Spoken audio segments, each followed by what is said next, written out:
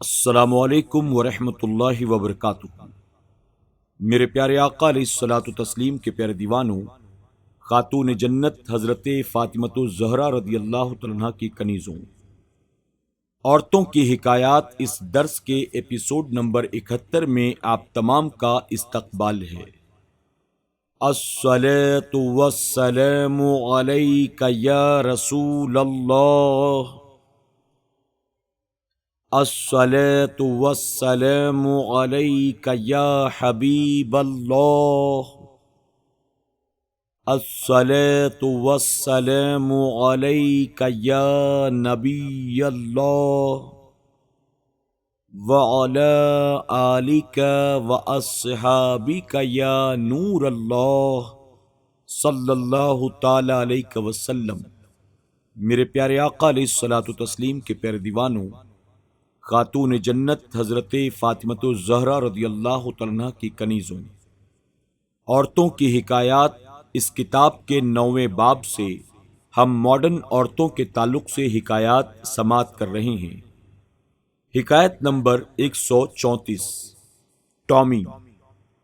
ایک عورت بیٹھے ہوئے کہہ رہی تھی، میں اسے بھولنا چاہتی ہوں، ہاں میں اسے بھول چکی ہوں، نہیں وہ مجھے کبھی نہیں بھول سکتا، وہ مجھے بھول چکا ہے، نہیں ہم دونوں ایک دوسرے کو نہیں بھول سکتے۔ کتنا پیار تھا، وہ کتنے پیارے پیارے اور خوبصورت بال تھے، اس کے بالکل ہیرو لگتا تھا، ہیرو۔ پتہ نہیں کہاں چلا گیا، شاید لوٹ آئے۔ اس کی سہیلی نے یہ باتیں سن کر پوچھا، کیا تمہارا منگیتر؟ عورت نے جواب دیا، ارے وہی ہمارا ٹامی، ہمارا کتا، کئی دنوں سے لاپتہ ہے، کتنا پیارا تھا وہ۔ سبق: انسانیت حضور اکرم صلی اللہ علیہ وسلم کی غلامی کا نام ہے۔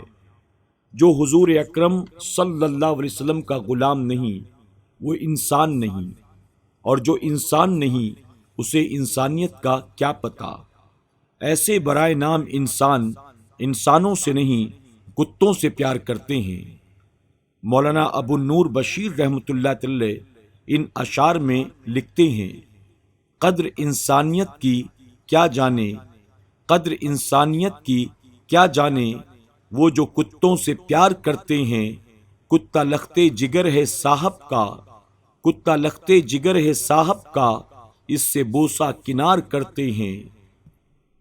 دور انسانیت سے آج کل فیشن کے متوالے، ہیں دور انسانیت سے آج کل فیشن کے متوالے، ادب انسان سے اور کتوں کے منہ چومنے والے۔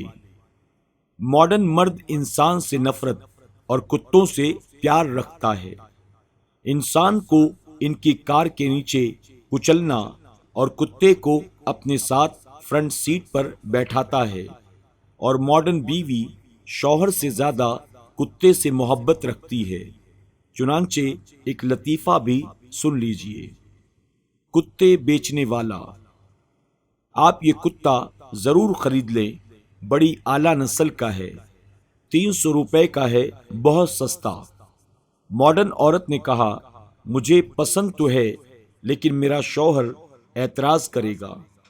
کتے والے نے کہا، جناب آپ شوہر سے نہ ڈریں، آپ کو شوہر اور مل سکتے ہیں، لیکن ایسا کتا پھر کبھی نہیں ملے گا۔ یہ ماڈرن ماحول کا کتا شوہر سے بھی زیادہ عزیز۔ صاحب کتاب لکھتے ہیں، ڈارلنگ کہہ کر لگے منہ چومنے وہ پیار سے، ڈارلنگ کہہ کر لگے منہ چومنے وہ پیار سے، عاشقو تم سے اچھا یار کا بل ڈاگ ہے۔ حکایت نمبر 135۔ ماڈرن ماں کی ماڈرن بیٹی۔ بیگم سلیم کی کوٹھی کی گھنٹی بجی۔ بیگم سلیم خود باہر نکلی تو دیکھا ایک نوجوان کھڑا ہے۔ پوچھا، فرمائیے کیا کام ہے؟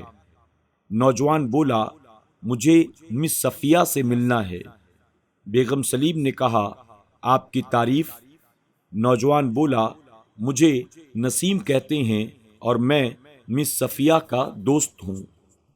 بیگم سلیم نوجوان سے ہاتھ ملاتے ہوئے بہت خوب اور مسکراتے ہوئے میں بیگم سلیم ہوں، صفیہ کی ممی۔ صفیہ اپنے کسی نئے دوست کے ساتھ فلم دیکھنے گئی ہے۔ نوجوان نے حیران ہو کر کہا، نئے دوست کے ساتھ؟ اچھا تو مجھے اجازت دیجیے۔ بیگم سلیم نے کہا، اوہ ایسی بھی کیا جلدی ہے، آپ اندر تشریف لائیں، تھوڑا وقت ہی گزر جائے گا، میں بھی اکیلے بور ہو رہی ہوں۔ سبق: ماں کی گود بچے کے لیے گہوارے تعلیم ہے۔ ماں کے خیالات کا اثر بچے پر ضرور پڑتا ہے۔ ماں کو اگر نماز و روزہ، تلاوت قرآن کی عادت ہو تو بچہ بھی نمازی اور قرآن خواں ہوگا، اور اگر ماں ماڈرن ہوگی تو بچہ بھی ماڈرن ہی ہوگا۔ حضرت بابا فرید گنج شکر رحمۃ اللہ تعالی ہر دعا میں اپنی ماں کو ضرور یاد رکھتے اور ان کے لیے دعا کرتے۔ کسی نے وجہ پوچھی تو آپ نے فرمایا، مجھے یہ مقام جو حاصل ہوا ہے یہ میری ماں کی دعاؤں کا نتیجہ ہے۔ میری ماں تہجد کے وقت نفل پڑھنے کے لیے اٹھتی تو اس نورانی وقت میں باوضو ہو کر مجھے دودھ پلایا کرتی تھی اور میرے لیے دعائیں کیا کرتی تھی۔ آج میرا مقام اسی نورانی وقت کے دودھ اور دعا کا نتیجہ ہے۔ اس کے برعکس آج کل ماڈرن ماں بچے کو اپنا دودھ نہیں پلاتی بلکہ بوتل کا دودھ پلاتی ہیں، اور وہ بھی پکچر ہاؤس میں۔ پھر ایسا بچہ ماڈرن کیوں نہ ہو؟